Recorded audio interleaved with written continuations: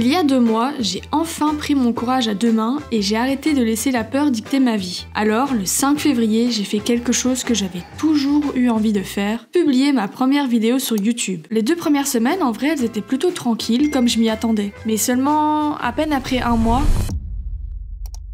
on peut dire que tout s'est passé bien plus vite que je l'imaginais et que je l'avais pas du tout prévu. Depuis, vous êtes nombreux à me demander comment je fais mes vidéos, alors aujourd'hui, je vais tout vous montrer de A à Z. La première étape est probablement celle qui m'a le plus bloquée quand j'ai voulu commencer à faire des vidéos parce que je ne savais pas quoi faire et j'avais aucune idée de ce que les gens voulaient regarder. Jusqu'à ce que je réalise qu'avant toute chose il fallait que je m'écoute et que je raconte les histoires que j'avais réellement envie de raconter. Et depuis, j'utilise cette chaîne YouTube un petit peu comme mon journal de bord dans lequel je raconte mes expériences et mes ressentis. Et avec tout ça, j'espère que ces vidéos peuvent non seulement toucher quelques personnes, mais leur faire comprendre que c'est ok de ressentir tout ça. C'est pour ça que peu importe ce que je fais et où je vais, j'ai toujours ce carnet avec moi. Dès que j'ai une idée en tête, un ressenti ou n'importe quelle chose qui me semble exploitable, même si je pense que c'est nul, je l'écris dans ce carnet parce que souvent, même les idées qui vous semblent nulles peuvent déboucher sur de très bonnes idées. Et puis une fois que je suis chez moi et que j'ai un petit peu de temps, je mets toutes ces idées sur un document pour pouvoir toutes les connecter les unes avec les autres. Le truc que j'aime, c'est de partir d'un sentiment, d'une expérience que j'ai vécue, qui m'a marqué et d'en faire une vidéo. Parce que je suis une personne de ce qu'il y a de plus normal et je me dis que si moi je l'ai vécu, il y a de très grandes chances que ça résonne avec d'autres personnes. Et en faisant ça, j'ai vite développé un réflexe. Dès que quelque chose me choque, me fait rire ou réfléchir, je le note systématiquement dans ce carnet. Une fois que nous avons notre idée, il est temps de l'écrire, et pour être honnête avec vous, c'est l'étape que j'aime le moins parce que c'est celle qui me frustre le plus. J'ai beau avoir fait des études littéraires, je suis loin d'avoir un don pour l'écriture, et quand j'ai envie de transmettre un message, j'ai envie qu'il soit bien interprété. J'écris, je réécris, et je réécris encore, et puis parfois, rien ne me vient. Pendant genre des heures. Et plus la deadline avance, et plus je me dis que je vais jamais réussir à sortir la vidéo, et pour être transparente, ça passe très souvent par au moins une crise de nerfs.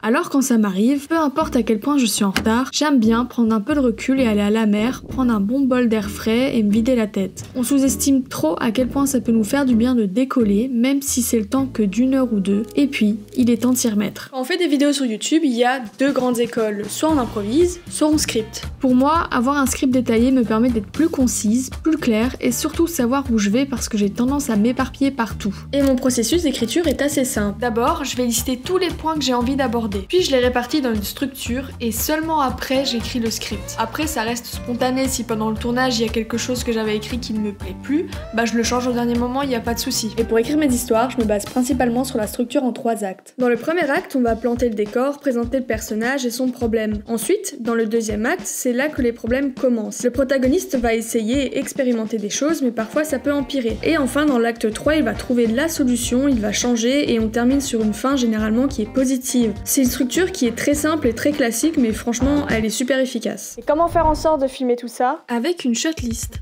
Une fois que j'ai fini le script, l'étape d'après c'est pas de prendre ma caméra et de commencer à filmer, mais plutôt de préparer une liste qui contient tous les plans dont j'ai besoin. C'est un processus qui est différent pour tout le monde, mais personnellement, encore une fois, plus je détaille et plus j'ai facile par la suite. D'ailleurs, j'ai récemment vu une interview d'un créateur que j'aime bien qui parle exactement de ce sujet. My edit is done before I even go out and film. What I call the paper edit. Je sais qu'au début ça peut paraître contre-intuitif parce que ça prend du temps de tout écrire, que ce soit le script, les shots à prendre et même les idées de montage. Au final, ça me fait gagner beaucoup de temps parce que pendant que je monte, je sais directement où je vais. Personnellement, ce que j'aime faire, c'est sectionner ma vidéo phrase par phrase et selon chaque phrase, soit je vais mettre des images d'inspiration, ou alors je vais écrire les shots que j'imagine en les détaillant le plus possible. Dans la plupart des cas, les gens vont dessiner, mais perso, je suis vraiment pas douée.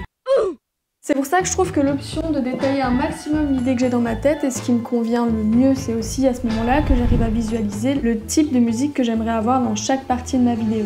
Et le plus dur, quand il faut faire la shotlist, c'est justement de trouver de l'inspiration. Pour ça, je vais regarder beaucoup de vidéos, mais aussi beaucoup de films et de séries, et c'est là que le premier sponsor de cette chaîne entre en jeu. Et oui, merci à CyberGhost VPN de sponsoriser cette vidéo, je suis trop contente parce que déjà c'est un outil que j'utilise au quotidien, et en plus ça fait trop plaisir de voir qu'ils soutiennent des petits créateurs créateur. Mais CyberGhost VPN exactement, qu'est-ce que c'est? Alors un VPN, ça sert à faire plein de choses trop cool, mais ça sert surtout à protéger tes données en ligne. Par exemple, quand tu te connectes à un réseau Wi-Fi public, donc dans un café ou dans un aéroport, tes données, elles ne sont pas sécurisées. Et justement, c'est là que CyberGhost en fait va chiffrer ta connexion pour éviter de te faire pirater. En plus, ils ont plus de 38 millions d'utilisateurs dans le monde entier et des milliers d'avis excellents sur Trustpilot. Ce qui est génial pour mes vidéos, c'est que je peux me connecter depuis n'importe où dans le monde et notamment aux États-Unis. CyberGhost vous permet aussi d'accéder aux jeux et aux contenus bloqués géographiquement sur plus de 40 plateformes de streaming. Si vous changez simplement votre localisation virtuelle vers les États-Unis, vous pouvez profiter de jusqu'à 50% de contenu en plus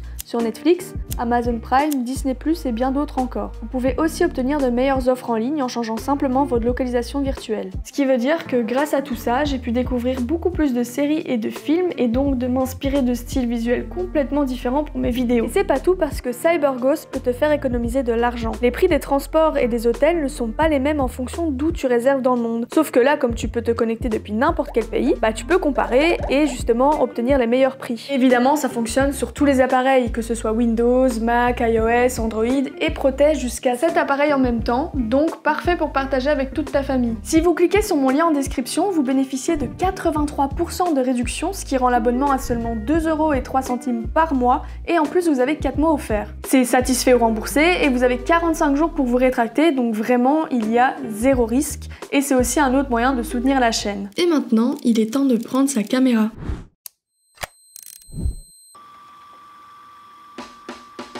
Quand il s'agit de filmer, les principales questions qu'on me pose, c'est à propos de ma caméra et de mon objectif. Pour moi, l'essentiel dans une vidéo, c'est loin d'être la caméra, mais c'est l'histoire. Parce que le plus important, c'est l'émotion qu'on veut transmettre. Une vidéo qui va être techniquement parfaite, mais qui va être vide d'émotion, elle va toucher personne, contrairement à des vidéos qui sont toutes simples, mais qui, elles, justement, vont toucher des gens. Mais j'utilise le Sony A6400, qui est certes une bonne caméra, je l'adore et je vais pas m'en plaindre, elle m'a accompagné absolument partout, mais c'est loin d'être ce qu'il y a de mieux aujourd'hui. En plus, la chance qu'on a aujourd'hui, c'est qu'on a tous une mini caméra dans notre poche qui nous suit absolument partout où on va, et la plupart d'entre elles d'ailleurs filment en 4K, ce qui est franchement incroyable. En tout cas, pour moi, un des piliers les plus importants dans une image, et je trouve qu'on n'en parle pas assez, c'est la lumière. Elle a le pouvoir de transformer complètement une scène et elle a un impact direct sur la qualité de ton image. Là, comme vous pouvez le voir, on a deux scènes qui sont complètement identiques, à l'exception qu'à gauche, j'ai fait un petit peu plus attention à la lumière, tandis qu'à droite, j'ai simplement allumé le plafonnier. Et personnellement, je sais pas vous, mais je trouve que la différence est folle. Si vous avez le budget, je vous conseille d'investir dans une bonne lumière. Moi, personnellement, j'en avais pas. Du coup, j'ai pris une lumière de premier prix, et oui, ça fait le taf, mais bon, on peut vite être limité et c'est très chiant à installer. Mais ça, c'est qu'une manière d'illuminer une scène, mais il en existe tellement d'autres. Si vous voulez, je vous mettrai un lien dans la description parce qu'il y a vraiment beaucoup de tutos sur YouTube et ils sont très bien faits. Quand j'essaye de faire des plans un petit peu plus jolis avec un petit peu plus d'intention, en général, il y a une règle que j'essaye de suivre au maximum, c'est de toujours filmer en se plaçant du côté opposé à la lumière parce que ça permet d'ajouter un petit peu plus de profondeur au plan. Une autre manière d'ajouter un petit peu plus de profondeur et ce côté cinématique à vos plans, c'est d'acheter une machine à fumer. Mais c'est loin d'être obligatoire. Moi perso, j'en ai pas encore parce que j'ai pas le budget, mais bon, je sais que ça arrivera un jour. Et en parlant de plans, voici mes préférés. Le plan large, le gros plan, le très gros plan, le plan subjectif et mon préféré, le overhead shot. D'ailleurs, certains m'ont demandé comment je faisais ces shots là et la vérité c'est que c'est juste une languette adhésive que j'ai collée sur la coque de mon téléphone et que j'ai collée au plafond parce que j'ai pas de pied, vous savez les pieds là où on peut vraiment monter très très haut avec la caméra, j'ai pas ça et j'ai rien pour mon téléphone non plus, donc j'ai trouvé une solution. Après je vous avoue que pendant que ça filme, à chaque fois je prie pour pas qu'il tombe, mais bon, ça marche pour moi. Et c'est ça qui est trop bien et qu'il faut faire avec la vidéo, c'est qu'il faut expérimenter. J'ai toujours entendu dire qu'on était plus créatif quand on avait des contraintes et franchement je suis d'accord mais à 1000%. Si vous attendez tout le matos pour créer, alors vous allez jamais le faire parce qu'il y aura toujours une nouveauté que vous n'aurez pas. Et là on arrive à mon étape préférée, le montage. C'est là où l'histoire prend vie et personnellement je trouve qu'il n'y a rien de plus satisfaisant. Je monte sur le logiciel Premiere Pro même si à terme j'aimerais bien changer pour DaVinci parce que je trouve qu'il est plus complet, surtout en colorimétrie et en plus il est beaucoup moins cher. La première étape personnellement c'est d'importer et surtout d'organiser tous mes fichiers vidéo dans mon logiciel, comme ça quand j'en ai besoin ça va beaucoup plus rapidement. Et après je choisis les musiques que j'ai envie d'utiliser. Parce qu'en fait au moment où j'écris, donc bien avant le montage, j'ai déjà une idée du style de musique que j'ai envie d'avoir. avoir pour telle ou telle séquence, mais j'ai pas exactement la musique. Je sais qu'il y en a beaucoup qui choisissent le titre et qui écrivent en fonction de leur musique, mais moi c'est pas quelque chose que j'arrive encore à faire. Ensuite je m'occupe des cuts et de construire toute l'histoire avant de m'occuper du son. Le son c'est quelque chose d'hyper complexe, c'est un métier à part entière et c'est pour ça que j'essaye de le garder le plus simple possible. Et enfin la colorimétrie. Alors pour être honnête, c'est le commentaire que j'ai reçu le plus, je pense, et je suis complètement une fraude. En vrai sur Premiere Pro on n'a pas tant de marge de manœuvre que ça, c'est pour ça d'ailleurs que je vais plutôt me diriger vers DaVinci, mais du coup j'utilise le plugin The-Answer, en fait ça me permet d'avoir un look assez prononcé et de manière très simple. Mais voilà, après je suis contente, je suis très contente de The-Answer, j'aime beaucoup ce plugin, mais c'est juste que ça a un coût. Donc si vous avez le budget, franchement why not, mais c'est pas la priorité et je pense qu'il n'y a rien de mieux que d'apprendre au lieu de foutre des LUT comme ça sur vos images. Encore merci à CyberGhost d'avoir sponsorisé cette vidéo et n'oubliez pas d'aller checker le lien dans ma description pour profiter des 4 mois offerts et des 83% de réduction. C'est hyper important de protéger ces données et surtout en ligne et en plus vous pouvez faire des économies. C'est garanti satisfait ou remboursé pendant 45 jours donc vraiment vous ne risquez rien à tenter. Et sur ce, moi je vous dis à la semaine prochaine pour une nouvelle vidéo.